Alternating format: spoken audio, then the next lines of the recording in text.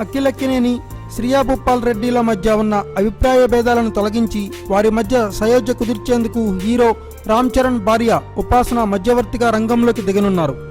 దీంతో అక్కినేని కుటుంబంలో మళ్లీ ఆశలు చిగురించేలా కనిపిస్తున్నాయి. నిజానికి అక్కినేని అఖిల్ శ్రియా భూపాల్ల వివాహం వచ్చే మే నెలలో ఘనంగా జరిపించాలని భావించారు. అయితే అనూహ్య రీతిలో వారి పెళ్లి రద్దయినట్లు మీడియాలో వార్తలు వచ్చాయి.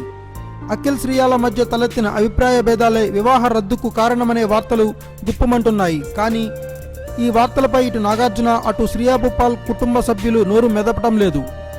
ఈ నేపథ్యంలో అఖిల్ శ్రియాల మధ్య విభేదాలను తొలగించేందుకు రామ్ చరణ్ తేజ్ భార్య ఉపాసన రంగంలోకి దిగినట్లు వార్తలు వస్తున్నాయి.